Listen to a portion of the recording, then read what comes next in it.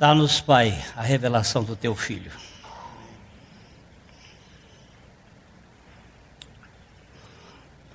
Você sabe a diferença entre chouriço, chorizo ou bife de chorizo? Alguém aqui sabe a diferença? Chorizo,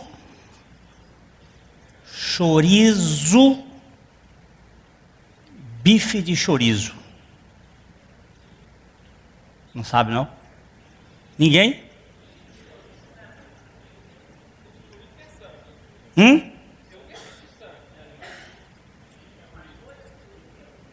É por isso que nos restaurantes dá muito problema. Às vezes a pessoa diz assim, me dá um chouriço, ou me dá um chorizo.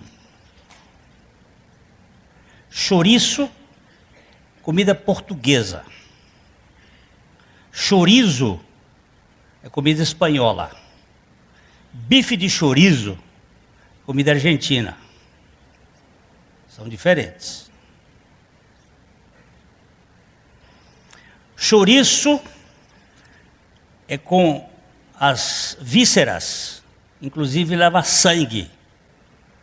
Não é muita gente que gosta de chouriço, não. Chorizo é um embutido, é uma linguiça, e que se faz com cortes, é um prato espanhol muito bom. E bife de chorizo é o contrafilé de gado taurinos. O que você está falando sobre isso? Eu estou falando de sacerdócio de Melquisedeque. Tem tudo a ver. Bife de chorizo não pode ser um bife de Nelore.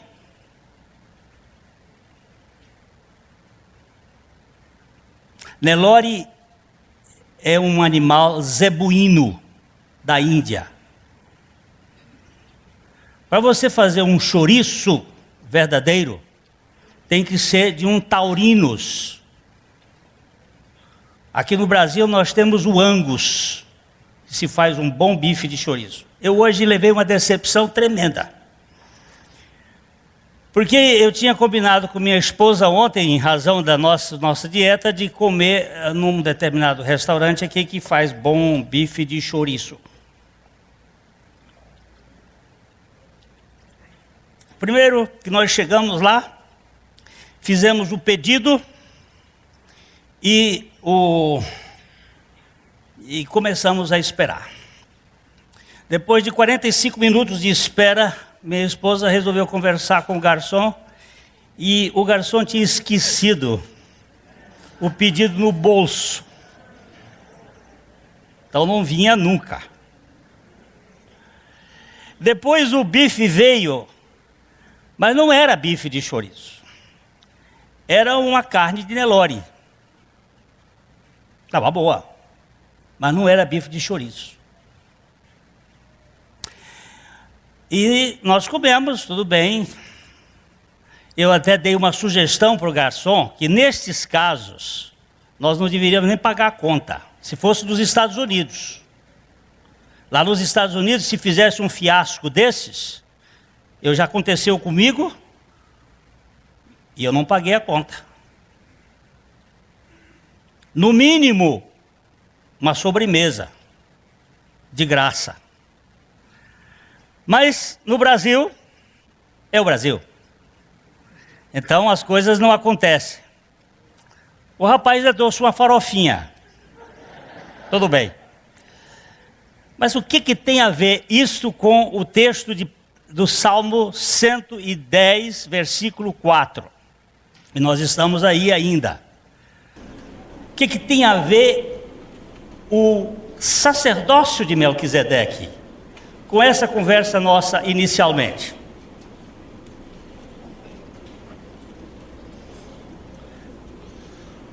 O Senhor jurou e não se arrependerá. Tu és sacerdote para sempre, segundo a ordem de Melquisedeque. Que ordem é esta? A Bíblia tem duas ordens sacerdotais: a de Melquisedeque e a de Arão, ou levítica. E o que tem a ver essa coisa aqui? A ordem de Melquisedeque é a ordem da graça.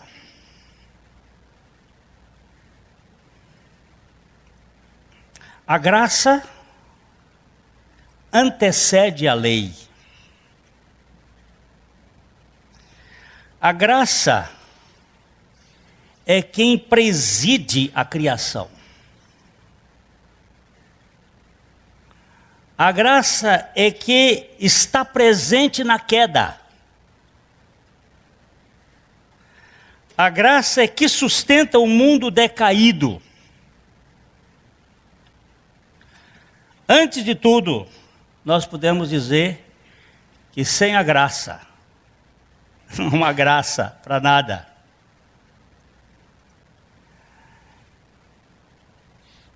É chamada de graça geral, que Calvino chamou de graça comum, que Wesley chamou de graça preventiva, que Agostinho chamou de despojar os egípcios. Quando o povo de Israel estava saindo, depois de 430 anos de escravatura, Deus fez com que as mulheres e os egípcios abrissem o coração e dessem ao povo de Israel ouro, prata, cobre, roupas em abundância. Isso chama-se graça comum. Uma graça genérica que está governando esse mundo. É uma graça indistinta e coletiva a toda a terra. Ele faz chover sobre todos, maus e bons. Existe essa graça universal. Há também uma graça restritiva que impede a degradação da raça após o pecado. Se Deus tivesse abandonado por completo a humanidade, jamais alguém sobreviveria.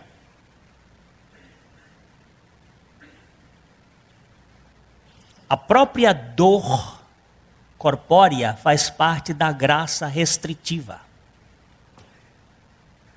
Muitos leprosos perdem os seus órgãos porque eles queimam e não sentem, cortam e não sentem, e ali infecciona e cai. Não é porque a lepra faz isso, não é por causa da infecção, apodrece e cai. A dor é necessária. O sofrimento nesse mundo é necessário, faz parte da graça restritiva.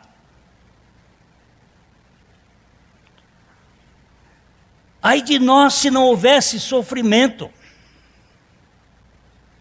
porque ele nos educa a tomar posições cautelosas. Existe um medo que é um medo preventivo, que nos tira de certos lugares perigosos. Se você retirar esse medo, os desastres são muito frequentes. Fazem parte desta graça restritiva. Há também uma graça que busca. É a graça específica, que nos busca primeiro para que nós possamos buscar ou corresponder ao chamado eficaz de Deus, que nos convoca para a adoção. Nos convoca para sermos filhos. Esta graça que nos busca. Nós cantamos aqui com as crianças aquele cântico que foi inspirado pelo John, um menino que tinha paralisia cerebral, nasceu com esse problema e não falava direito, tinha problema na sua comunicação e nos seus movimentos, e um dia o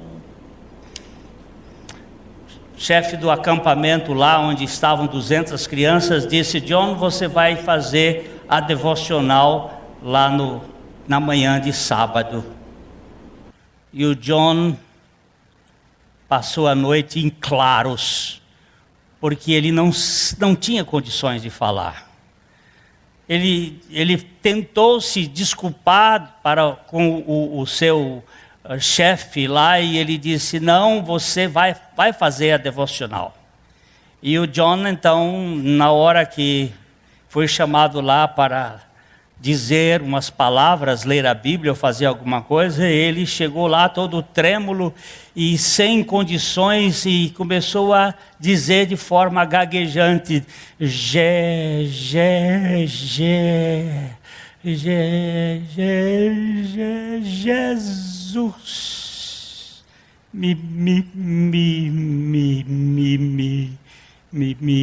me ama. Por isso eu amo Jesus. Por 3 minutos, o tempo que ele gastou para dizer isto. No princípio, as crianças riam, porque adolescente é cruel. Bicho é terrível. Mas quando terminou, no final, quando ele disse eu amo Jesus, não tinha ninguém mais rindo. Só tinha gente chorando. E o John, com esta frase, ele falou o sacerdócio de Melquisedeque. O sacerdócio da graça. Jesus me ama, por isso eu amo Jesus. Nós o amamos porque ele nos amou primeiro. Este é o Evangelho. É a graça que nos busca. Quando eu li essa história contada por aquele diretor do departamento de acampamentos onde estavam aquelas crianças, ele diz: daquelas 200 crianças, 40 hoje são missionárias no mundo por causa da frase de John: Jesus me ama, por isso eu amo Jesus. E as crianças estavam cantando exatamente isto, que é a essência da graça que nos busca. A graça específica, que vai cair naquilo que se chama de graça salvadora, ou denominada por Brennan Manning de graça vulgar. Uma graça que não se importa consigo mesmo, que nunca desiste de nós. Vocês sabem qual é o livro mais lido depois da Bíblia no mundo?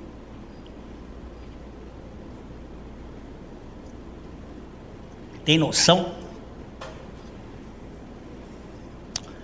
É O Peregrino, de John Bunyan. Aqui, pouca gente tem lido esse livro, mas esse é o livro mais lido no mundo depois da Bíblia. E o segundo mais lido é O Segredo de uma Vida Feliz. de Hannah Whitall Smith. Todos os dois livros tratam sobre a graça que busca, a graça salvadora.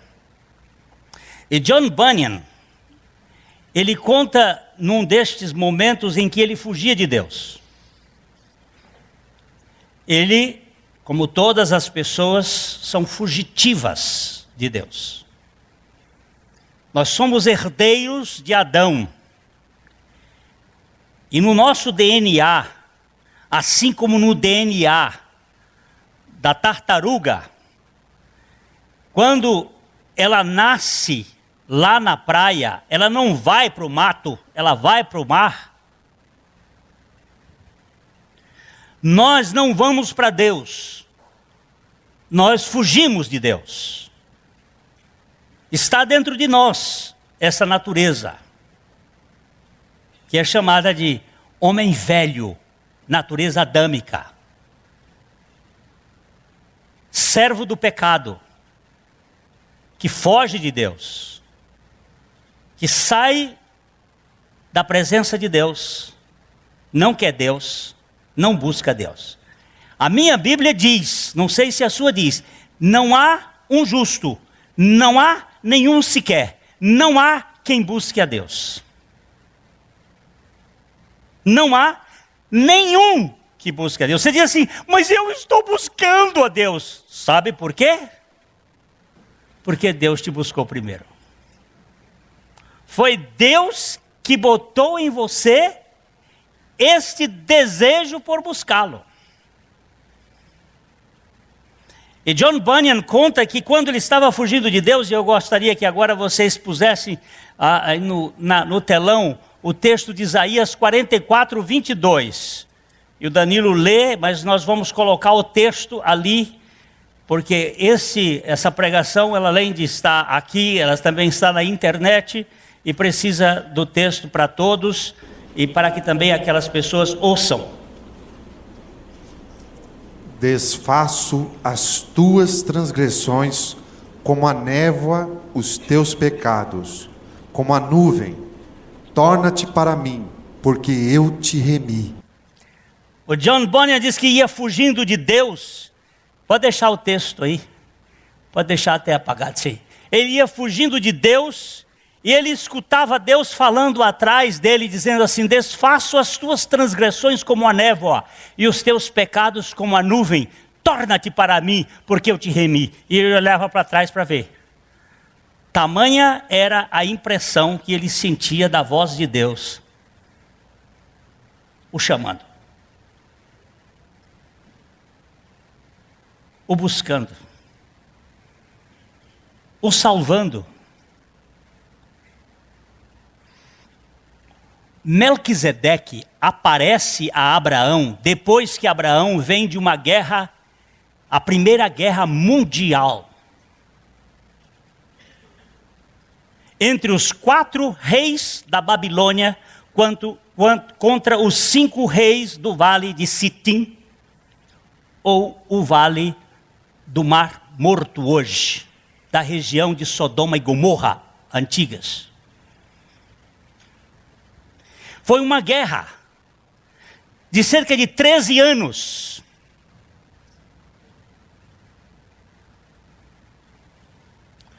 E quando Abraão tinha ido lá buscar o seu sobrinho Ló, que havia sido sequestrado pelos reis da Babilônia. E nós temos que entender 2 coisas aqui rapidinho, como um parêntese. Quando Cristo nos tirou do império das trevas, nós corremos o risco de sermos sequestrados para a fortaleza da religião. Preste atenção nessa frase. Eu fui tirado do império das trevas, mas posso ser sequestrado para a fortaleza da religião, onde eu sou aprisionado por leis e deveres e cumprimentos de coisas não financiados pela graça, mas pelo muque, pela força. E isso adoece as pessoas. E Abraão vinha vindo com o seu sobrinho que ele tinha conquistado através dos seus 318 homens soldados, que, segundo estudiosos bíblicos, é uma linha que pode nos apontar para as 318 vezes em que aparece a palavra graça no Velho Testamento.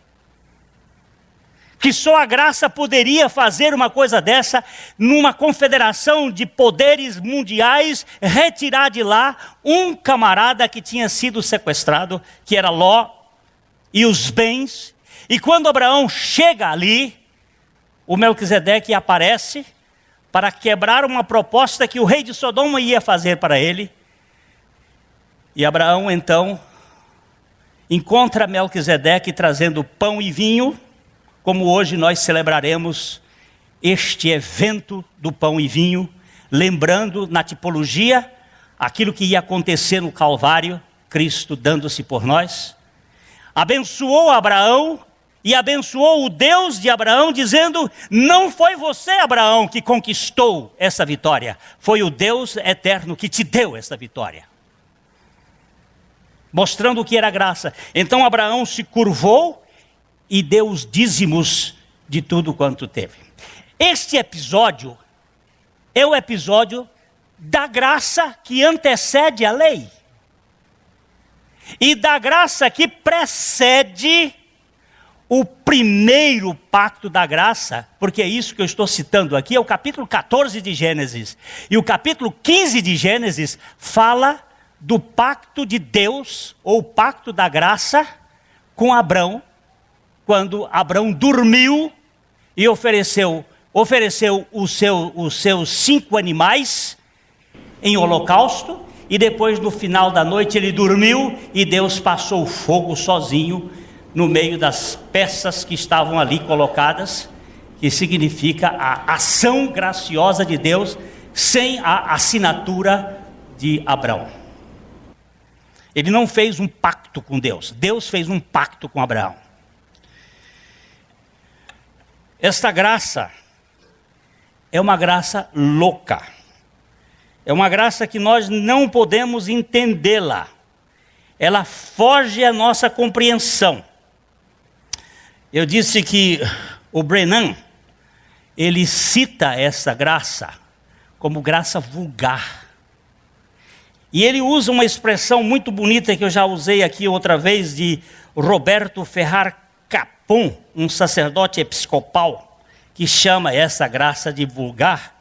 Ele diz assim: em Jesus, Deus pendurou um aviso com os dizeres: fui pescar na loja da religião.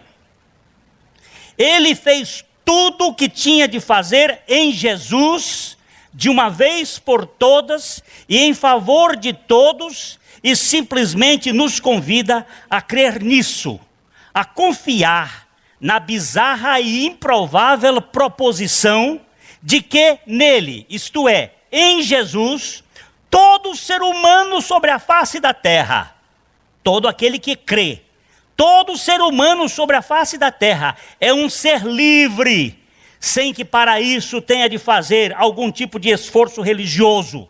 Não é preciso jejuar até sentir fraquezas nos joelhos, nem orar do jeito certo ou de qualquer outra coisa que seja do jeito certo. Ninguém precisa também plantar bananeira ou enfiar o polegar direito no ouvido esquerdo enquanto recita o credo certo. Nada disso. O espetáculo já foi devidamente estruturado no ministério de Cristo, embora ninguém perceba melhora. Sim, é uma coisa maluca. Sim, é barato, é ultrajante, é vulgar. Um Deus que age desta maneira é um Deus de péssimo gosto. E o pior de tudo, não vale nada. Mas essa é a única boa nova que dura de fato. Por isso, eu a considero extremamente cativante. O cara, quando disse um negócio desse, disse um negócio muito significativo. O Brennan diz assim: minha vida é um testemunho dessa graça vulgar. Uma graça que espanta. Uma graça que ofende o mérito.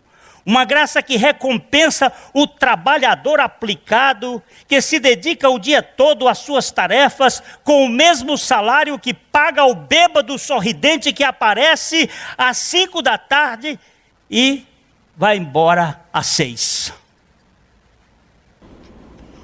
Uma graça que levanta a barra das vestes e corre precipitado em direção a um pródigo pecador mal cheiroso e o envolve nela, decidido a dar uma festa de qualquer jeito. Uma graça que ergue os olhos injetados de sangue e acolhe o perdido ladrão moribundo que grita: por favor, lembre-se de mim. E ele diz: certamente, é lógico que eu te lembro, que eu me lembro. Uma graça que é o prazer do Pai encarnado no Messias carpinteiro, Jesus, o Cristo, que deixou à direita do Pai, não por causa do céu, mas por causa de nós, de você e de mim. Essa graça vulgar é compaixão indiscriminada. Ela opera sem pedir nada de nós. Não é barata, é gratuita. E por isso mesmo será sempre uma casca de banana no caminho dos ortodoxos e um conto de fadas para a sensibilidade adulta. A graça é suficiente. Embora nos debatamos e tentemos encontrar alguma coisa ou alguém que ela não seja capaz de cobrir, a graça é suficiente. Jesus é suficiente. Jesus é suficiente. A graça é suficiente. João, o discípulo a quem Jesus amava, termina a primeira carta com a seguinte expressão: filhinhos, guardem-se dos ídolos. Em outras palavras, fiquem longe de qualquer deusinho que vocês consigam compreender. O amor de Abba não pode ser compreendido. Vou repetir, o amor de Abba não pode ser compreendido. Você entendeu o que é graça?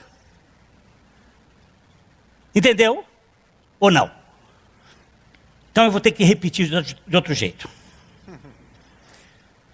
Você não vai merecer. Deixa de ser bobo ou boba, querendo compatibilizar seu comportamento diante da graça de Deus.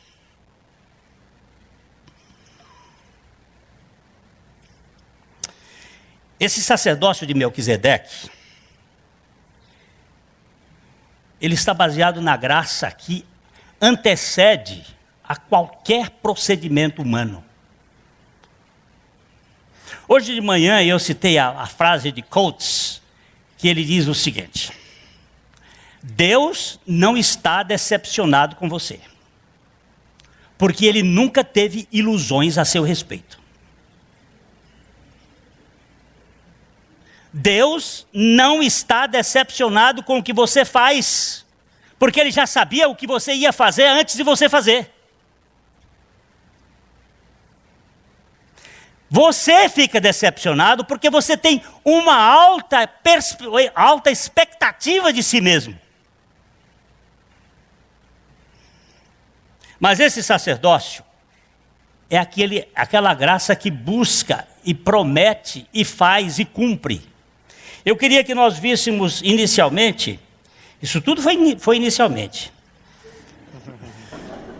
Gênesis 17, 19.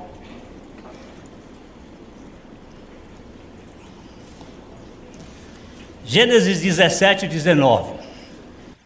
Deus lhe respondeu: de fato, Sara, tua mulher, te dará um filho, e lhe chamarás Isaque.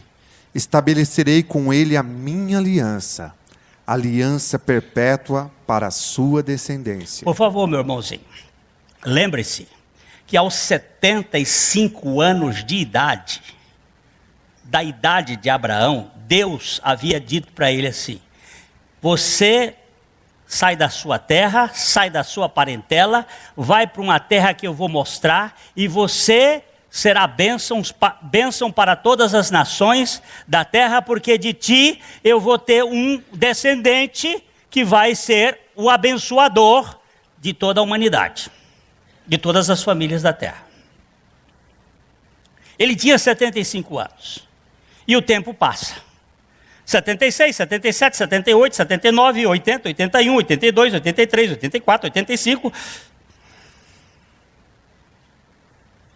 10 anos. Eu estou ficando velho cada dia. Eu sei hoje de certas moças que demoraram a casar, ou que casaram e demoraram de ter filho, e agora estão preocupados porque não podem ter filhos, porque está chegando o tempo e estão preocupadas. O tempo está passando. Como é que vai ter? Ontem eu conversei com uma senhora lá de Brasília, ela estava contando da sobrinha dela, que agora está há muitos anos casada, queria ter filho, agora não, já está chegando aos 40 e não tem, e faz tratamento e não consegue, porque para parir tinha que começar a parir com 17, e agora está com 30, com 40 anos, não tem jeito, o negócio vai ficando velho, mochibento. E agora a Sara estava lá, e Deus... A Sara estava com 90 anos, o Abraão estava com quase 100, 99, e Deus aparece para ele e disse: eu sou o Deus Todo-Poderoso. Quem foi que disse que eu estava pedindo você para fazer um filho quando você tinha 76 anos? Esse Ismael é a ação da carne. Eu não pedi você para fazer isso. Então ele disse: não, de fato, Sara, tua mulher, dará um filho, e vocês vão botar o nome dele de piada. Isaac significa riso de mofa. Porque quando eu faço uma coisa, é até engraçado, que é graça. E farei com ele uma aliança perpétua para a sua... Por favor, preste atenção nesta palavra aqui hoje, porque nós não vamos acabar hoje aqui não. A sua descendência. Preste atenção nessa palavra. Vamos continuar. E vamos agora para o Gênesis capítulo... Vamos para o Gênesis não. Vamos para o Gálatas 3,16. O legítimo descendente de Isaac. Porque ele diz que farei uma aliança perpétua com a sua descendência. Agora vamos ver quem é a descendência de Isaac. Ora, as promessas foram feitas a Abraão e ao seu descendente. Não diz, e aos descendentes, como se falando de muitos, porém como de um só, e ao teu descendente, que é Cristo. Qual é o descendente? Isaac? Qual é o descendente de Isaac? Jacó? Qual é o descendente de Jacó? Judá? Qual é o descendente de Judá? Perez? Qual é o descendente de Perez? Você vai perecer nessas perguntas por aí. O descendente é Cristo. O descendente é Cristo. Esta aqui chama-se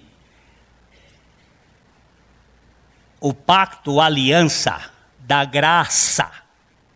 Não é a aliança da lei. Agora nós vamos ler Gênesis 28, 14. Agora sim. Gênesis 28, 14.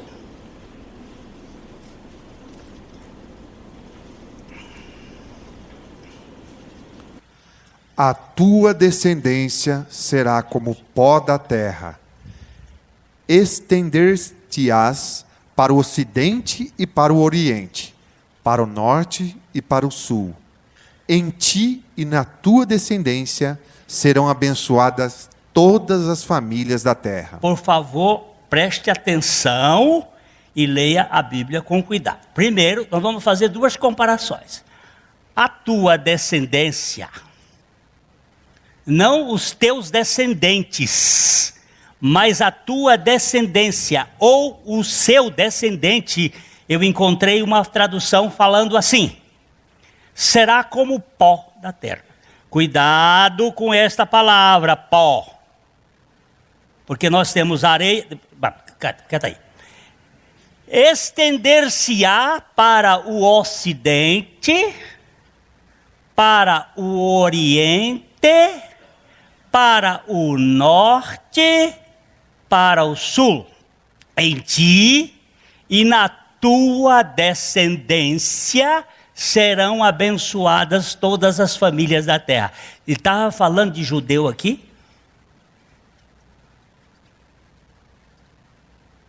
Muito bem, vamos comparar. Gênesis 22, 15 a 18.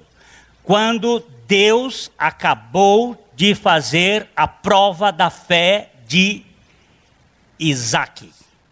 A prova da fé de Abraão com Isaque. Isaque estava no holocausto, Abraão levantou o cutelo para imolá-lo, e o Senhor falou, e agora, então do céu bradou pela segunda vez o anjo do Senhor a Abraão. Quando você vir o anjo do Senhor em letra maiúscula assim, isto nos aponta para aquilo que os teólogos chamam de teofania, aparecimento de Deus na figura de Cristo, na representação de Cristo, o emissário, o enviado.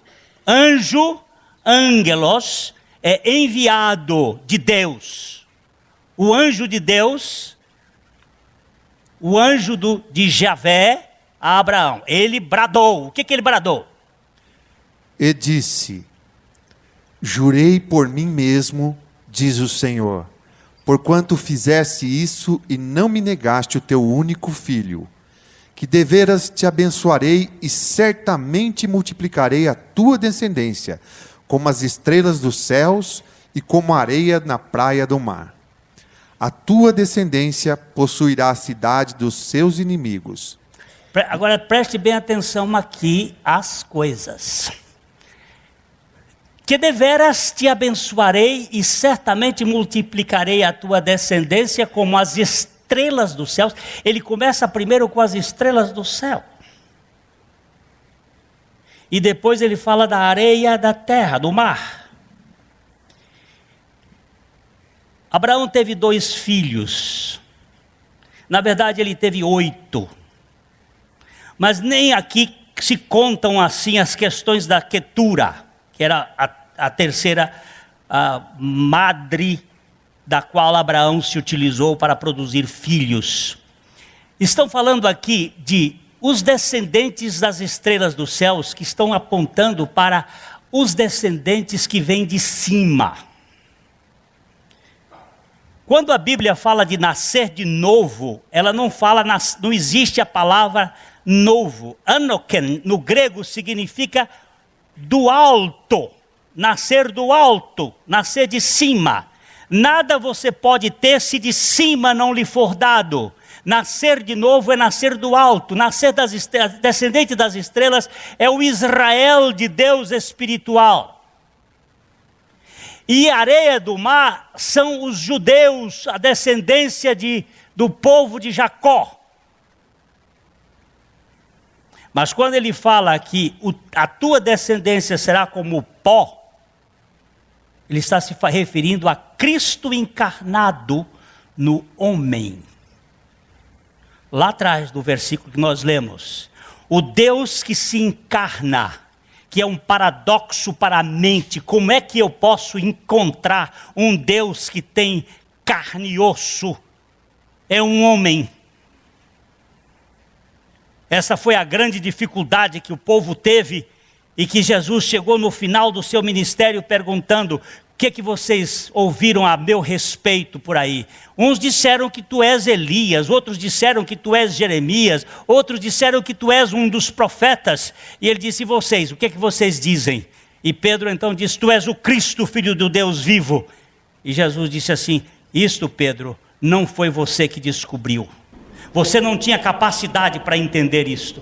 Nenhuma pessoa neste mundo seria capaz de saber que eu sou o Cristo se meu pai não tivesse contado esse cochicho para você.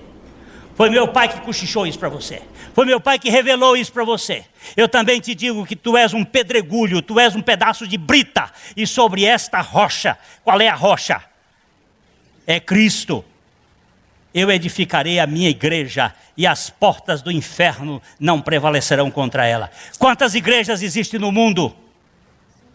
Só existe uma, a de Jesus Cristo. O resto é placa ou arapuca. A igreja de Jesus Cristo não tem nome, é minha igreja, diz Jesus. É uma igreja em que Ele é o pastor, o supremo pastor, Ele é o sumo sacerdote, Ele é o rei. Amém. Glória a Deus. É a junção dos ministérios.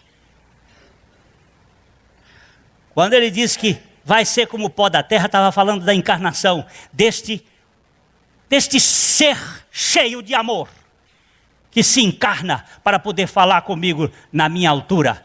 Ele não fala lá dos altos céus, ele fala aqui embaixo, ele fala dos altos céus dizendo assim: este é meu filho amado, a ele ouvi. Fale com ele, porque ele te aceitou, ele te ama. E ele te ama com amor inegociável. Se você for comportado, você vai ganhar um carro no final do ano. Papai Noel vai te dar um carro. E velhinho safado. Esse tal de Papai Noel.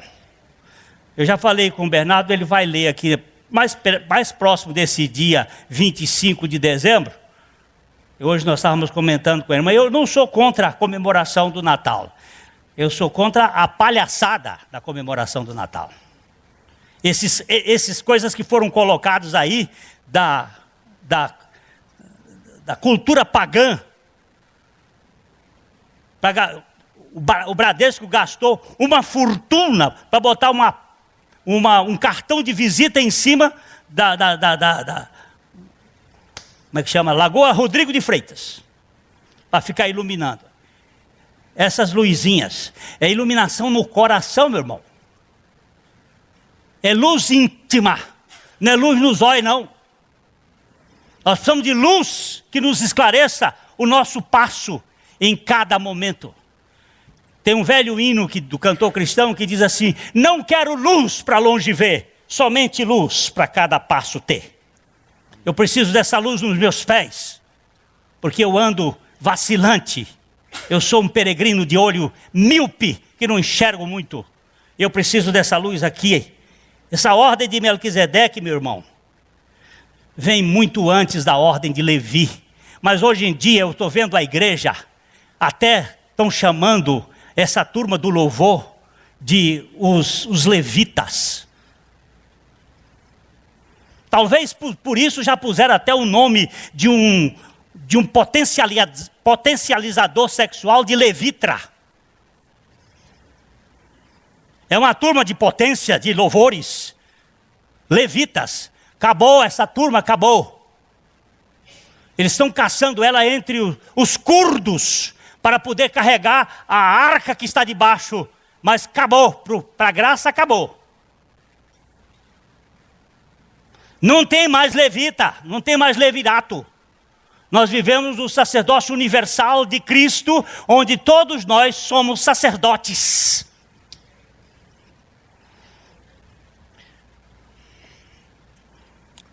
Vamos ler Gálatas, capítulo 3, versículo 17.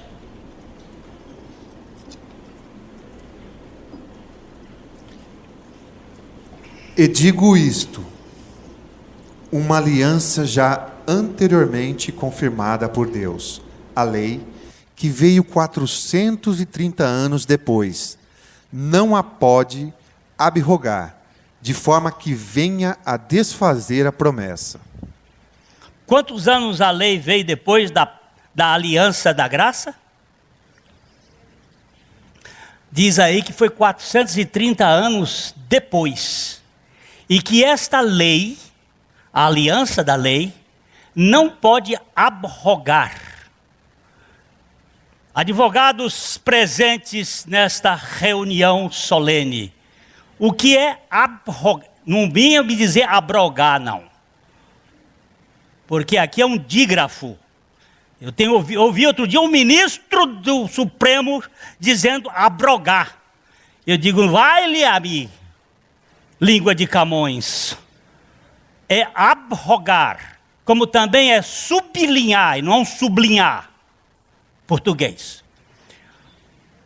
O que é abrogar, senhores? Advogados. Será que eu vou ter que dar uma aula de termos jurídicos hoje aqui, gente? O que é abrogar? Hein? Muito bem. Não pode revogá-la. Não pode advogá-la. Ela não pode ser removida. A lei não desmancha a graça. É a graça que põe a sua força sobre a lei. Porque nós não podemos cumprir a lei. Nós não estamos debaixo da lei, mas debaixo da graça. Por isso o pecado não tem domínio sobre vós. Ô povo de Deus, para com isto. Esse sistema legalista que fica proibindo você, faz, não faz, não faz, faz, não faz, faz, não faz. Isso é do capeta. O Evangelho de Jesus Cristo é soltura, tira o cabresto, onde todas as coisas me tornam lícitas. Mas eu não vou fazer aquilo que não convém. Não é porque eu sou proibido, é porque eu sou livre. E agora a vida de Cristo está em mim. E sabe escolher entre o que é sujo e o que é limpo. Será que é preciso gritar?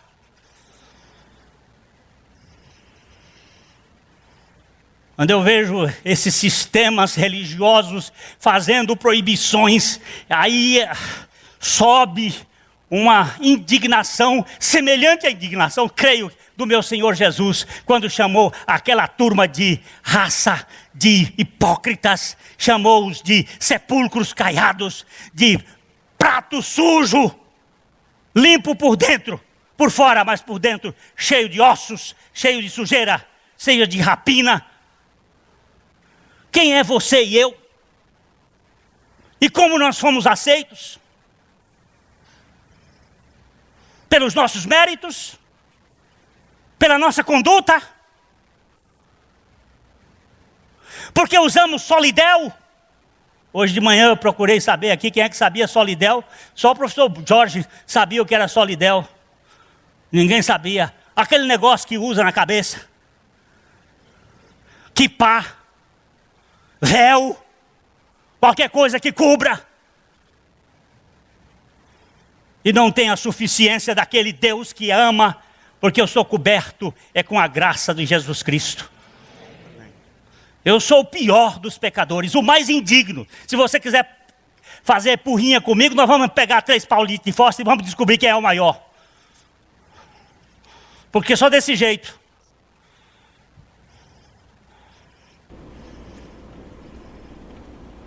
Gente, Melquisedeque tem a ver. O cara meteu o negócio no bolso. Como é que eu ia comer aquela comida?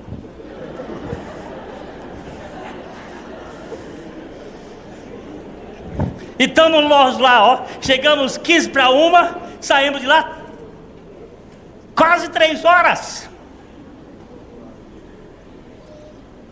Você entendeu o que significa? Que tinha tudo a ver?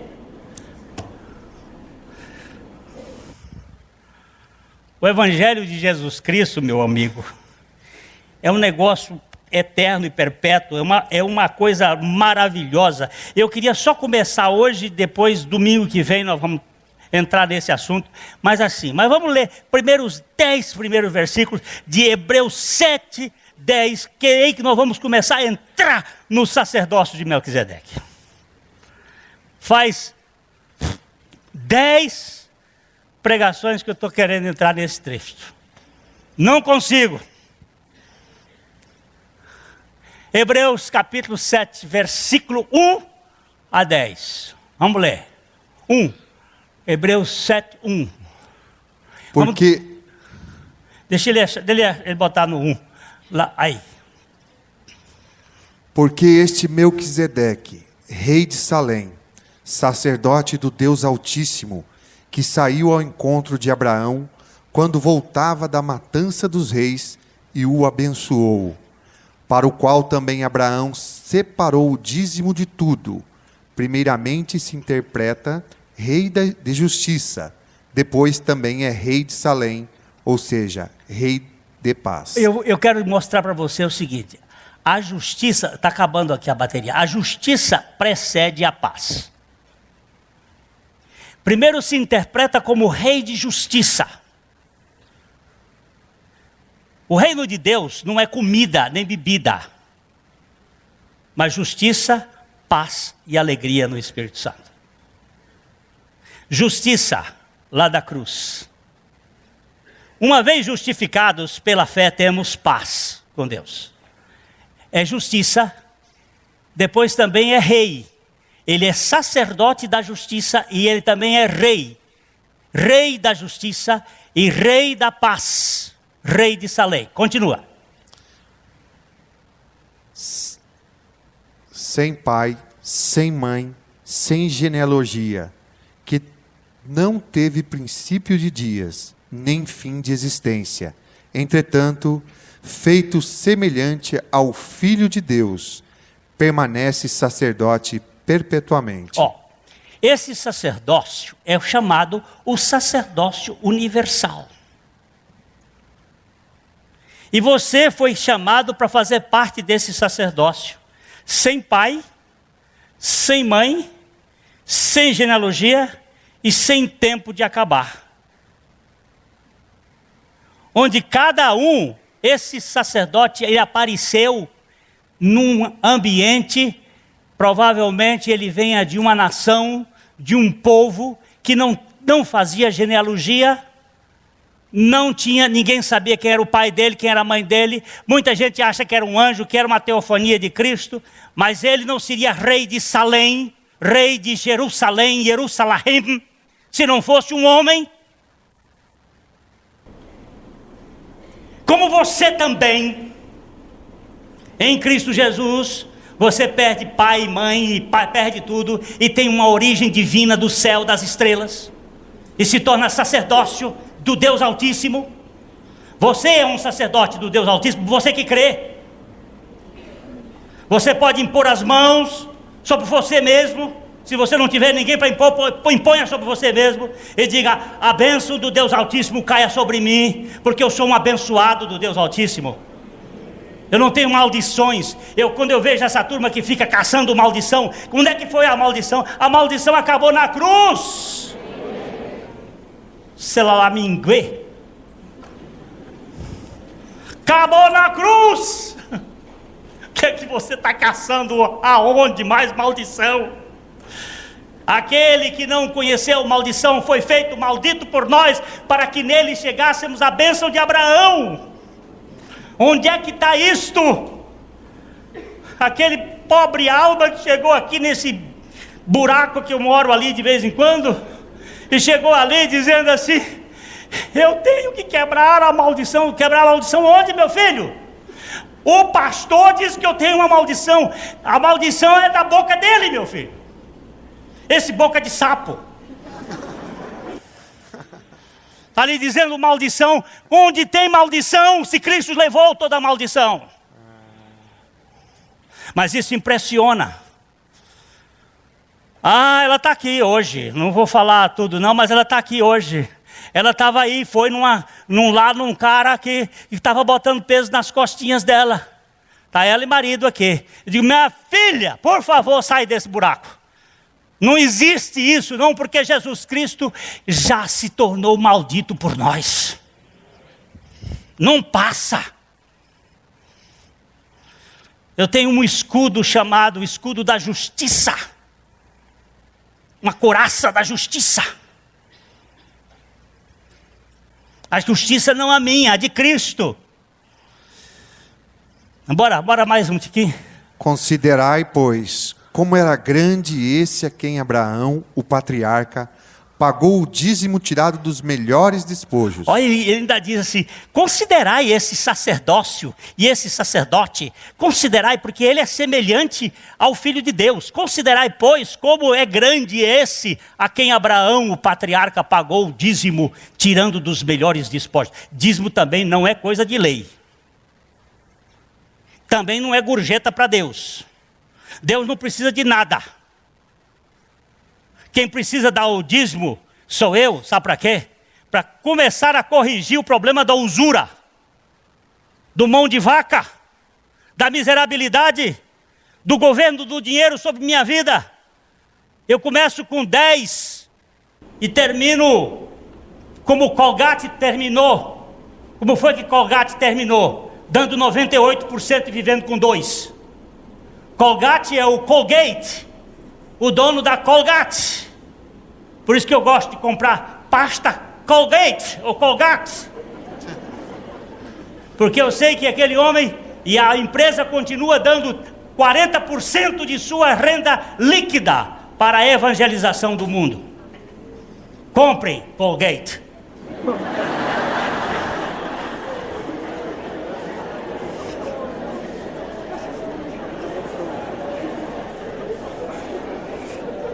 Considerai, pois, como grande esse a quem Abraão, patriarca, pagou o dízimo, tirando os melhores despojos.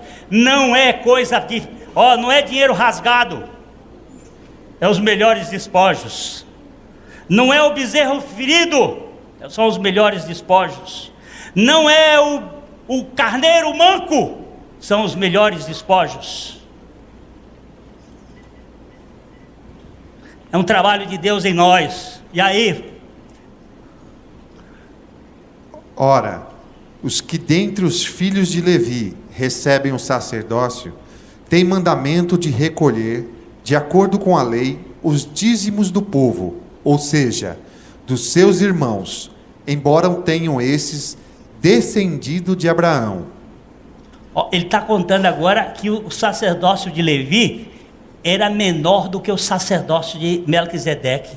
Que o sacerdócio de Melquisedeque antecedia o de Levi, que o sacerdócio de Melquisedeque era superior ao sacerdócio de Levi, e estava dizendo que eles foram dados a eles os dízimos, porque eles não tiveram herança na terra, então os dízimos teriam que ser dados para eles, para poder eles viverem, e até hoje isto acontece em Israel.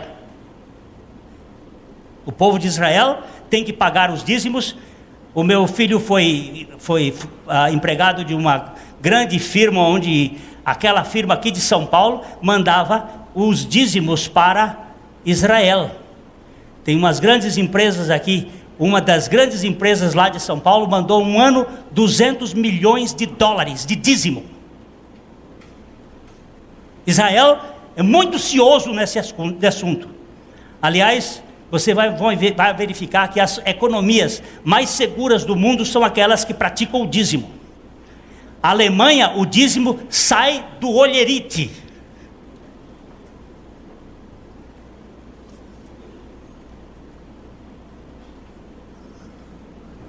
A Bélgica sai do olherite. Não é você que dá, não. Vai direto do Estado ou da empresa para a igreja onde você faz parte ou para o sistema que você... É obrigatório, mas não é assim que Deus quer. Deus quer coração e não lei. E agora, vamos para frente, só para terminar a leitura.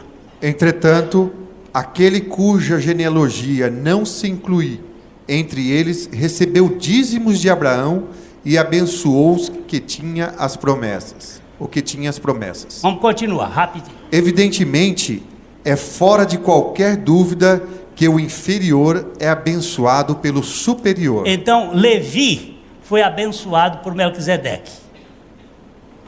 E a graça é superior à lei. E a graça cobre todas as falências do ser humano. Continue. Aliás, aqui são homens mortais os que recebem dízimos. Porém ali, aquele de quem se testifica que vive. Que vive. Deus não é Deus de morto, mas Deus de vida e dos que vivem. Você sabe o que significa cemitério?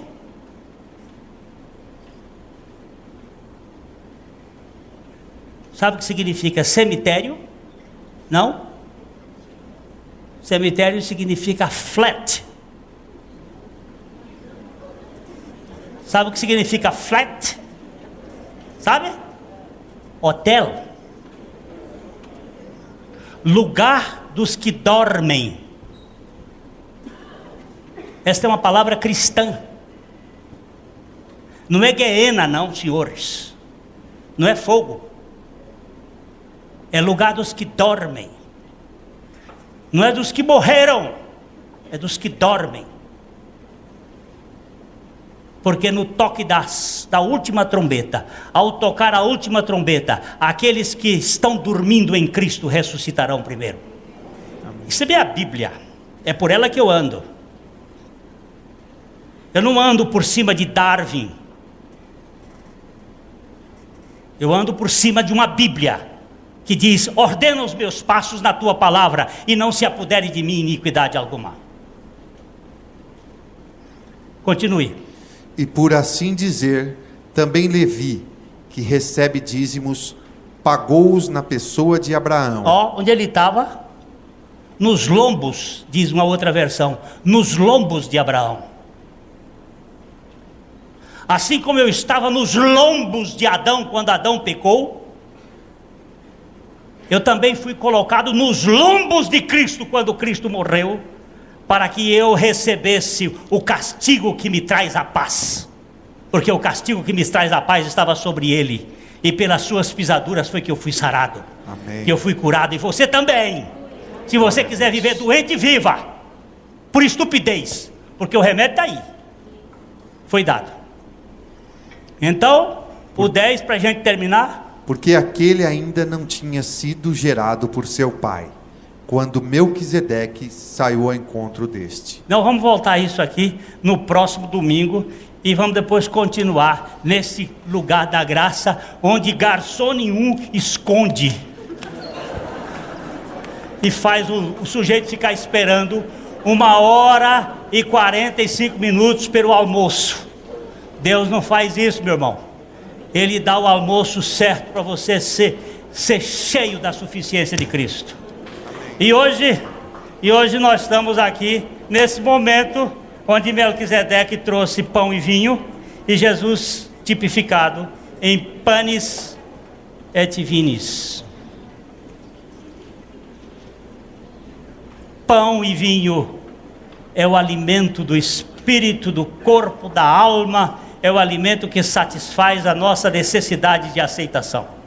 Jesus Cristo te aceitou. Por favor, diga para ele assim do lado: Jesus Cristo te aceitou.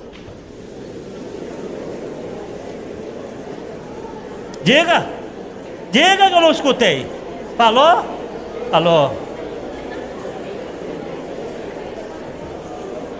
Agora diga para ele também assim, ó. Olha, diga para ele assim: Jesus Cristo jamais te rejeitará.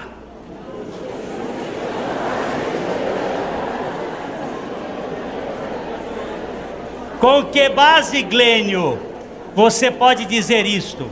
Com a base dele, ele diz assim: aqueles que vieram a mim, de maneira nenhuma lançarei fora.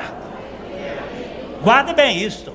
E diz: e se estão na mão do meu Pai, aí é que fica pior, porque da mão do meu Pai ninguém pode arrebatar. Poxa vida!